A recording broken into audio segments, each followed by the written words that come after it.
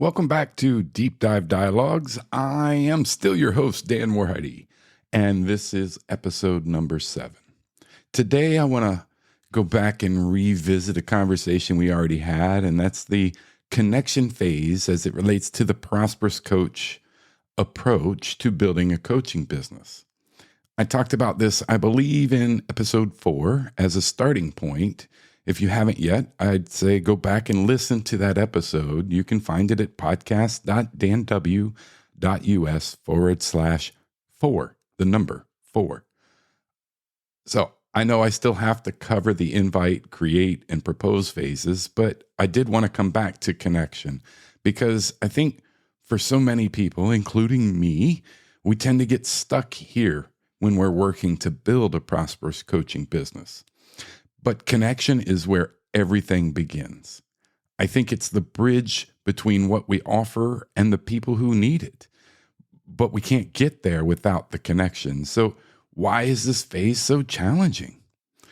I think it's because connection requires us as individuals to go beyond that surface level interaction and into the messy, vulnerable, personal realm of human relationships. And I had to learn this lesson the hard way.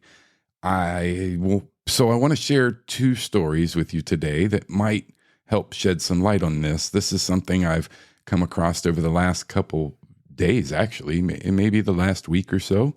But I want to share those with you. Before I do, I want to say, this is the 3rd podcast show that I have produced, recorded, published, and in my journey, I know I've said it a couple times, and I've said it in a couple interviews with other podcasters that, I tend to look at who I would invite to my barbecue when it comes to who I want to spend time with and create more relationship with. And when I look at who I want to invite to my barbecue, it tends to be more the people who are open to going beyond that surface level interaction. I'm happy to talk about beer. I spent several years living in Germany, and I was exposed to some really good wine and some really good beer, and I can talk about it. But it's not my favorite thing to discuss. Likewise, I can talk about some of the trends in current sports activities, but it doesn't really interest me to the level that I want to spend my time at a barbecue talking about the latest trades or the latest injuries or what my team is doing or what their team is doing. Those things don't go very far, in my opinion. And I'd much rather spend my time talking about problems that would help solve world challenges. I don't know, but something beyond the typical conversation, something much deeper, something personal. What challenges are you experiencing in your house, raising your children? What are you looking at when it comes to the vehicles that you're driving? Are you experiencing challenges with finances, or are those cars, on their last leg, and you're trying to figure out how to manipulate that situation for your benefit? Not that I encourage manipulation, but just as an example. Anyway, let's move on to these stories. So you may have heard me say before recently, I'm in day 18 or 19 of the 75 hard journey. And I've been pushing myself physically, mentally, and emotionally. And I was able to uncover some, I'll say, unexpected lessons. Maybe these are ideas that have come as a result of the work that I'm doing, and I'll accept that as well. But this week in particular, or this past week, as I'm recording this, I found myself reflecting on a couple things. One of them was Newton's 3rd law, and that is, for every action, there is an equal and opposite reaction. I know it doesn't quite make sense. How does 75 hard fit into this? So let me back up, because it started with a seemingly simple interview. I've been consuming a lot of podcasts while I'm exercising, and I've been, of course, reading. I'm required to read a minimum of 10 pages a day, but I think I'm on book 7 at this point.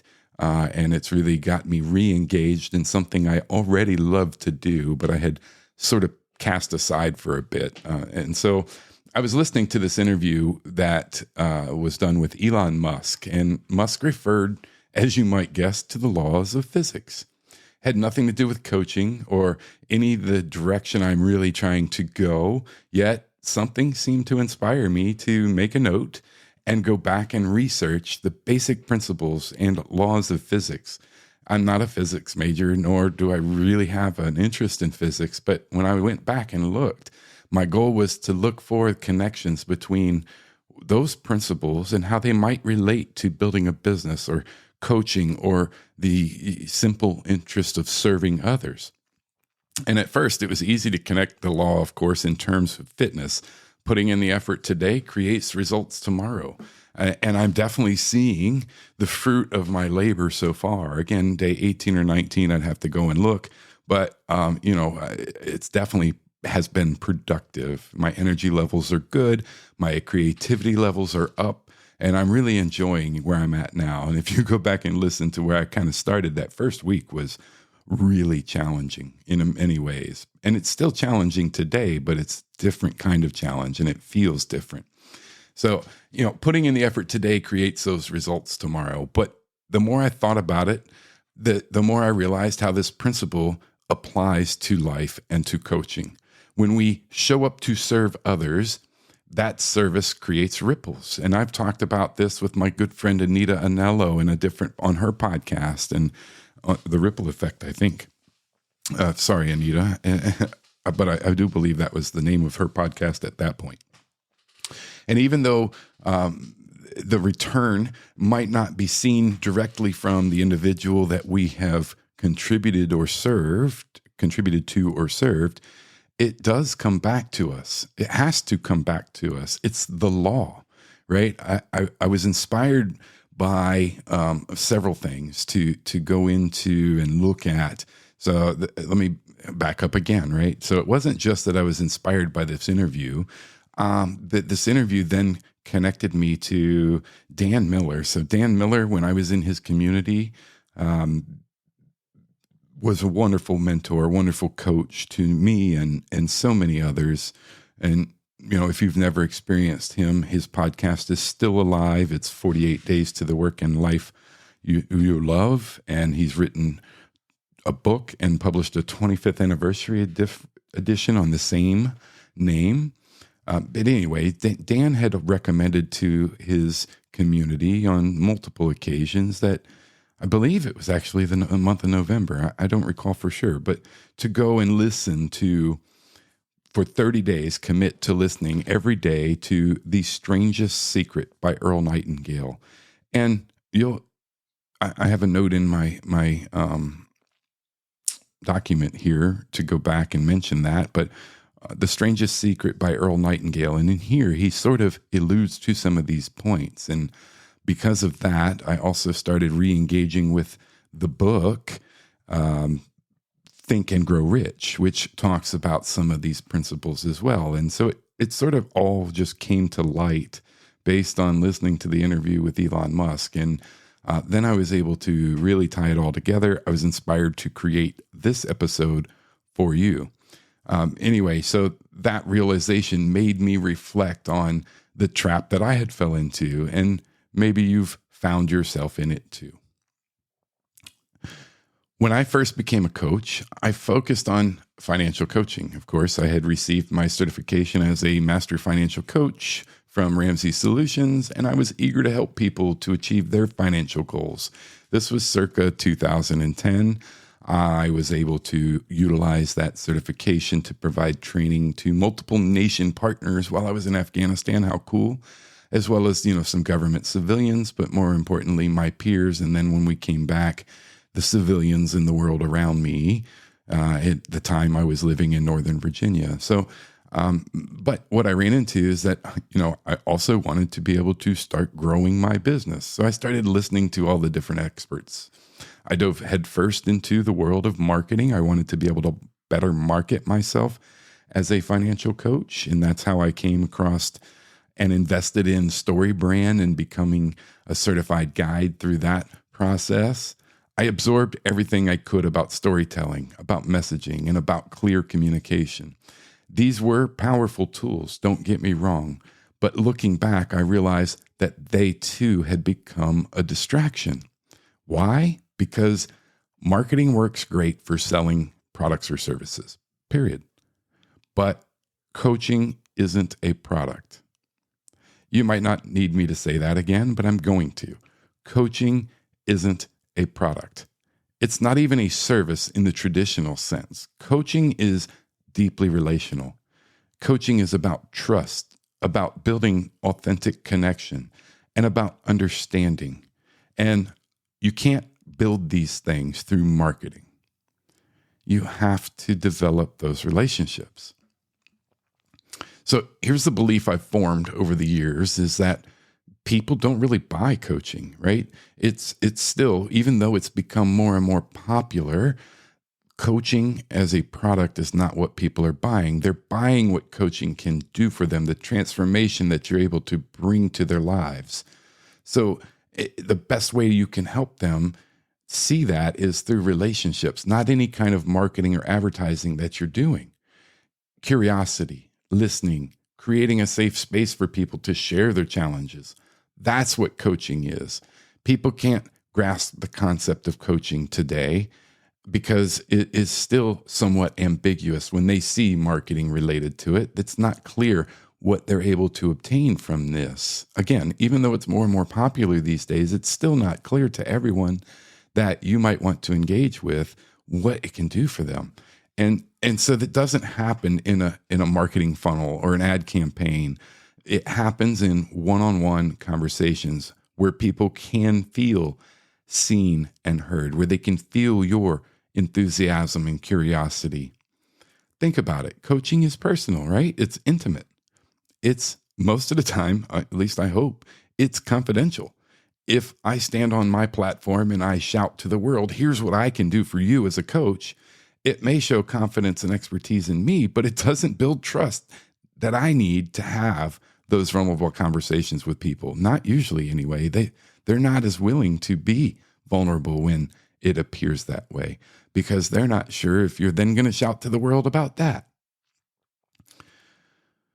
All right, let's, I think I'm off my platform for that one. Let's switch gears for a minute. I want to talk about another idea that's been on my mind this week. I told you I was inspired and more each day. It's been really interesting to see and think about how the mind actually works. And it's a simple phrase, simple statement, and you probably have heard it before. You are what you think about. This concept has shown up in my life in so many ways lately, especially with the books I'm reading and the podcasts I'm listening to. But one moment stands out. And, just this morning, as I'm recording this on a Monday afternoon, I received a note from an economics professor in the class that I'm taking, and it said, check out the Forbes list. It's the Forbes 400 list that he had sent to everyone in the class, reminding us that, we have a exam coming up, et cetera. But then he goes on to say, despite what some professors might tell you, a simple premise lies at the heart of all this wealth, referring to the top 400. Serve your customers and society well, and you will do well. There are good parallels to the invisible hand here. Now, that goes back to a topic in economics that we had been looking at, but the idea is simple. It's what we focus on expands. And it's one that's been shared by many great people. I've heard it in so many different formats. Tony Robbins says, you feel what you focus on. He teaches that the thoughts and the emotions we give our energy to are going to shape our experiences. They do shape our experiences. When we focus on what's possible and what's good and what we can do to serve others, we can create more positive momentum in our lives. And then, of course, I'm listening to Earl Nightingale, and I'm reading his books, and he said it really well as well. You become what you think about. It's the cornerstone of his message, The Strangest Secret. He explained it. Our minds are like fertile soil, and he compared it to a farmer's field, and it's whatever we plant in our minds, good or bad, is what we will grow, what we will reap from those seeds. Good, bad, or indifferent. Our minds don't care what we put into it. It's going to produce what we give it, good or bad. Another version comes from a guy named James Allen in As a Man Thinketh. Allen wrote that as a man thinketh in his heart, so is he. So it's just another version of the same statement. And he's, stating that our thoughts are the seeds of our reality, shaping not only our actions, but the world around us.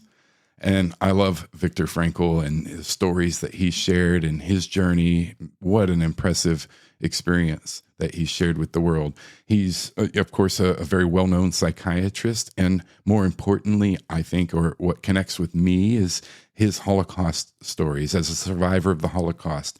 And in The Man's Search for Meaning, he wrote about this. Between stimulus and response, there is a space. In that space is our power to choose our response. In our response lies our growth and our freedom. And he's reminding us all that we have the power to focus our minds, even in the most challenging circumstances, and shape our reality through the choices that we make. So let's bring this back around now, full circle, to how all of this is relevant to you and building your business as a coach or a consultant, or just maybe not just, there's no ever just anything, but a creator working to build an online business, right? These ideas are as relevant to your business as they are to our lives. When we focus our minds on serving others and listening deeply and creating those meaningful connections, it's amazing how we open ourselves up to tremendous possibilities. The energy that we bring to these conversations, the belief, the curiosity, the genuine desire to help, it becomes the foundation to create those transformations, not just for our clients, but look, also for us. And going back to the book and I'm doing it via a podcast, as it was easier than a YouTube video, but The Strangest Secret by Earl Nightingale and Think and Grow Rich. That's the entire concepts that they're trying to instill in us through those methods and the reinforcement, the daily reading practices, the daily memorization practices. That's all that he's trying to reinforce in those mediums, is the self-confidence in ourselves. And through these actions, not only do we bring transformation to our clients, but it transforms our lives as well. So I want to leave you with a question. What are you focusing on? Are you dwelling on obstacles, or are you focusing on the opportunities to serve others? Are you thinking about scarcity, or are you focused on abundance? Because what you think about will shape your reality. And in coaching, that reality has the power to shape lives legitimately. I want to keep this dialogue going with you. I would love if you would share your thoughts with me. What resonated in this? What questions do you have? Or maybe you have an experience with the connections and focus that you'd like to share with me. I'd love for you to reach out to me. You can connect with me on my socials at, Dan Warheide on most of them, LinkedIn, Instagram, and Facebook. I've been starting to get more engaged on LinkedIn, so you can certainly find me there, though it's much easier to connect with me on Facebook and or Instagram than LinkedIn as far as what I'm going to respond to the quickest. However, that said, if you go to podcast.danw.us, there's an option there on the page to leave me a voicemail. Or even easier than that, you can click at the top of your podcast player. There should be a little note that says send Dan a text, send a text to Dan, and you can text me directly through your podcast player and send your notes to me. But yeah, if you have questions, you have comments, something that resonated with you, or you'd like to share your experience, I would absolutely love it if you'd take a moment to do that. And until next time, I hope that you'll stay curious, that you'll stay focused, and that you will keep diving deep into this journey of building your business. So it's really funny. I was closing out this podcast, and I was getting ready to go into the minimal amount of editing that I do. And before that, I went to check my email. And so it's funny because I got an email from the Tony Robbins team, and it's relevant to today's show. So I had to come back here and share this quote with you. It is a shareable and it might get posted to my socials. I'm not sure, but it says, when we activate gratitude, fear and anger disappear. It opens us to the experience of the beauty, or it opens us to experience the beauty and joy available in this moment. And it says to share this with someone that you're grateful for this holiday, and that's you. If you're listening to this podcast, if you've taken the time, you've been one of the few to take the time to share your thoughts with me, or to send me a note about any of the topics that I've brought up here so far. I am grateful for you. If you're just coming across this podcast and it's not the Thanksgiving week, we celebrate Thanksgiving here this week in the United States, then it's still for you. I'm grateful that you're here. I'm grateful that you've taken the time to listen to the words that I am sharing and this medium. And I hope something did resonate with you. All right. That's it for today. I won't be back again with another random email, but I hope you make it a great week. Thank you.